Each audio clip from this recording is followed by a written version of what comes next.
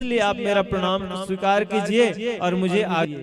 तो यहाँ पर आज हनुमान जी महाराज के सामने सबसे पहले रुकावट मैनाक पर्वत के रूप में आता है, जो कि मैनाक पर्वत सोने का बना हुआ था।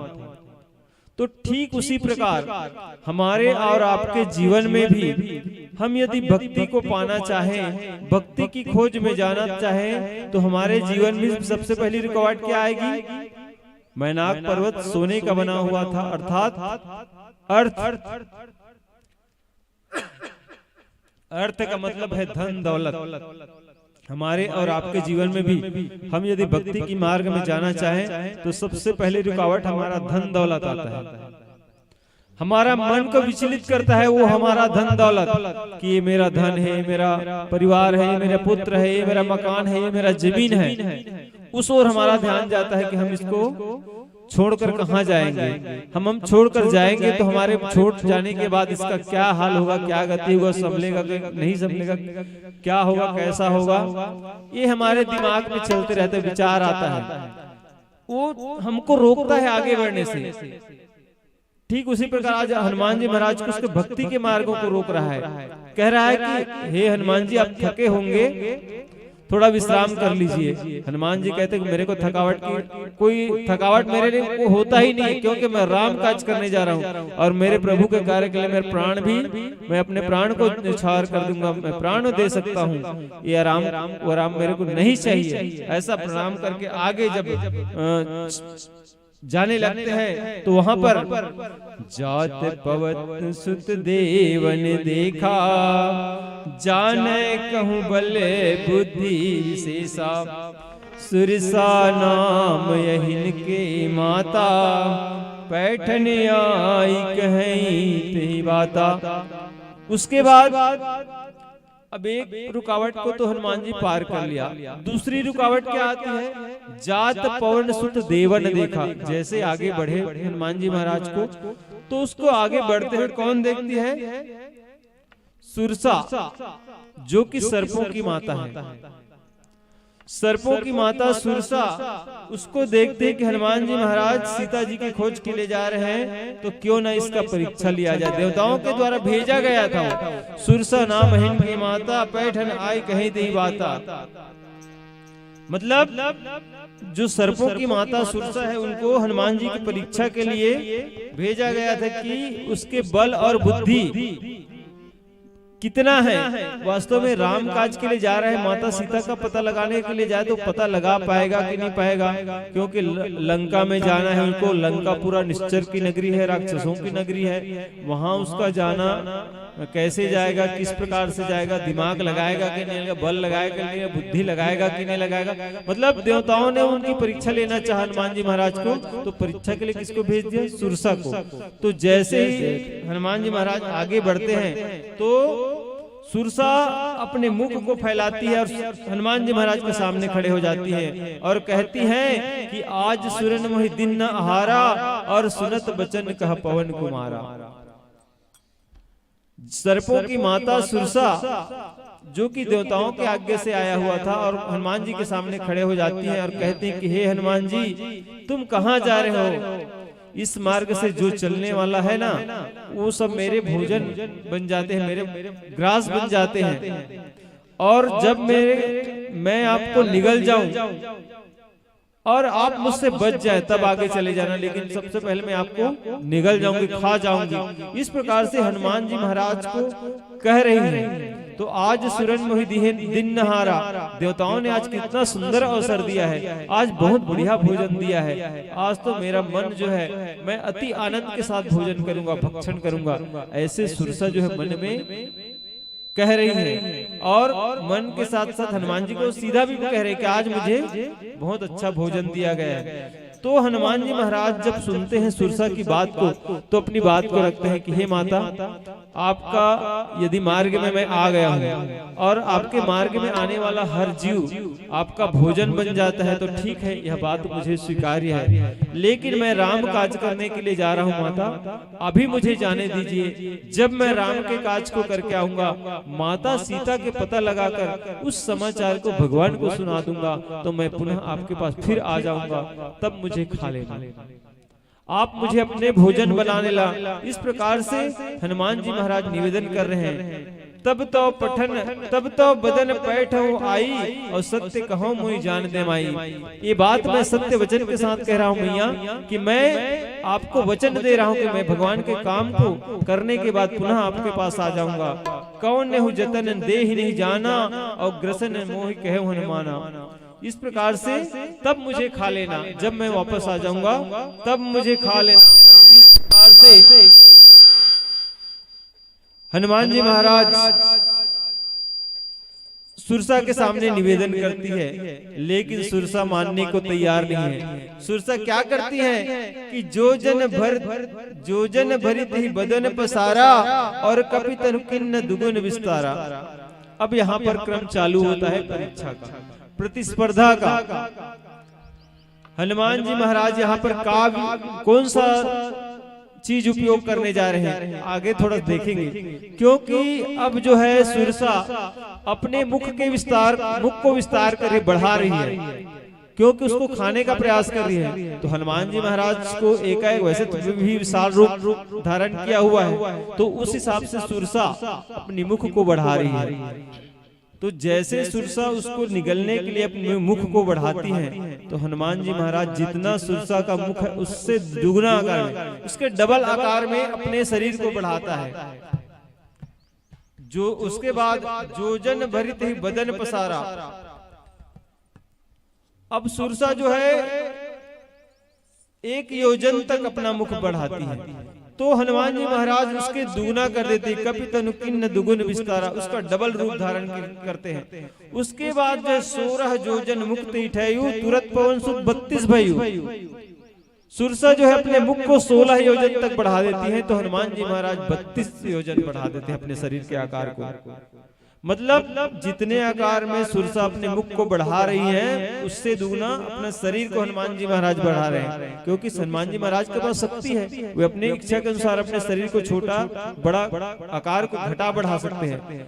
ऐसी जब प्रक्रिया चल रही है, तो इस प्रकार से सुरसा अपने बदन को बढ़ाती है, मुख को बढ़ाती जाती है, हनुमान जी महाराज अपने क्या बोलते हैं शरीर को बढ़ाते जाते हैं। अब हनुमान जी महाराज यहाँ पर क्या प्रयोग करते हैं, बुद्धि लगाते हैं, बुद्धि का प्रयोग।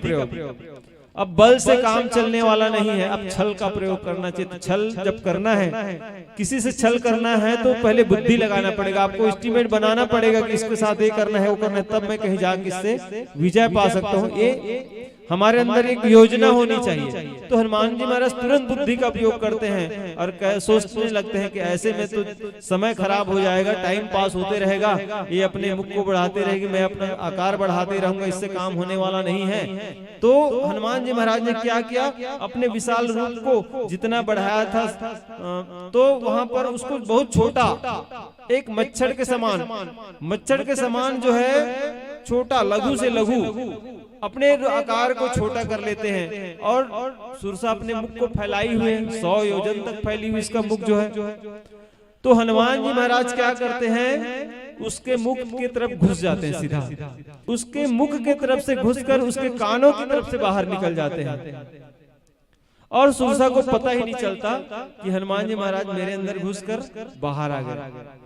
लेकिन हनुमान जी महाराज ने उसके मुख में प्रवेश कर कान से निर्गम कर दिया, बाहर हो गया, और दोनों हाथ जोड़कर उससे अब कहने लगा कि अब तो मुझे जाने दो माता, मैंने आपके मुख में प्रवेश किया था, आपको खाना होता तो खा लेते, लेकिन आप नहीं खाए, इसमें मेरी कोई गलती नहीं है।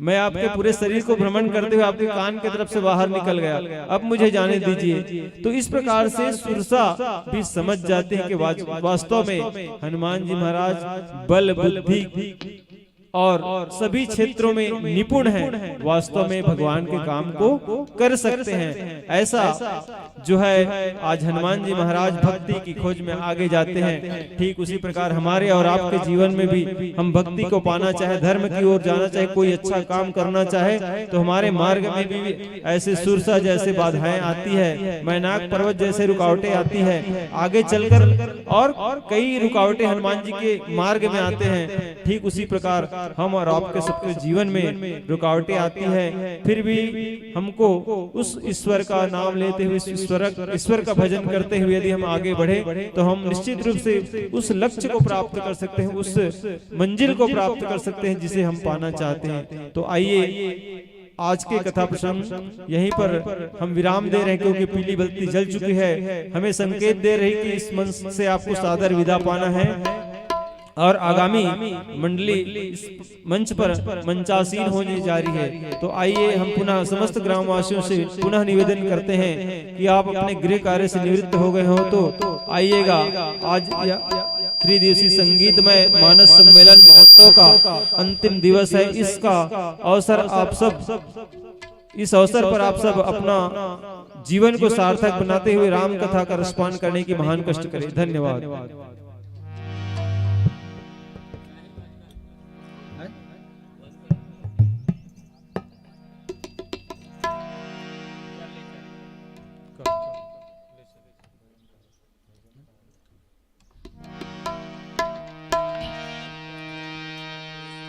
तुलसी तुलसी सब कहे, तुलसी बन की घास, हो गई कृपा राम के, बन गए तुलसीदास। लखन सिया रामचंद्र शंकर हरिओम। मनवा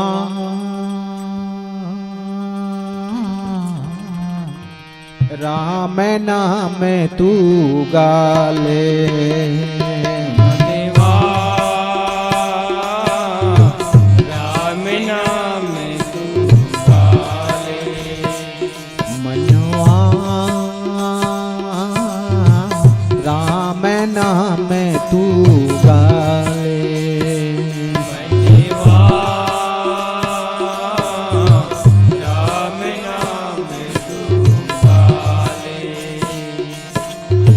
सुमिरन कर ले सीतापति का, सुमिरन कर ले सीतापति का, मूरख अलख जगाले। मनवा राम नाम तू गाले, मनवा राम नाम तू गाले।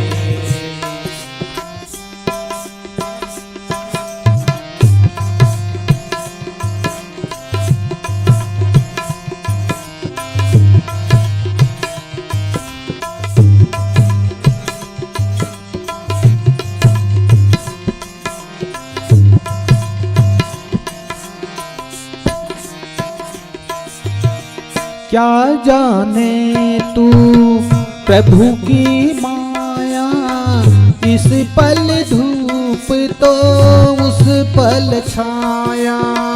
क्या जाने तू प्रभु की माया, इस पल धूप तो उस पल छाया। क्या जाने तू प्रभु की माया, इस पल धूप तो, क्या जाने तू प्रभु की माया, इस पल धूप तो उस पल छाया। क्या देगी दुनिया दस रंगी, क्या देंगे साथी संगी। क्या देगी दुनिया दस रंगी, क्या देंगे साथी संगी। क्या देगी दुनिया दस रंगी, क्या देंगे साथी संगी। क्या देगी दुनिया दस रंगी, क्या देंगे साथी संगी। अवसर सा फिर ना मिलेगा, अवसर सा फिर ना मिलेगा, मूरख अलख जगा ले। मनवा राम नाम सुहाए, मनवा राम नाम सुहाए। सुमिरन कर ले सीतापति का, सुमिरन कर ले सीतापति का, मूरख अलख जगा ले। मनवा राम नाम सुहाए, मनवा राम नाम सुहाए।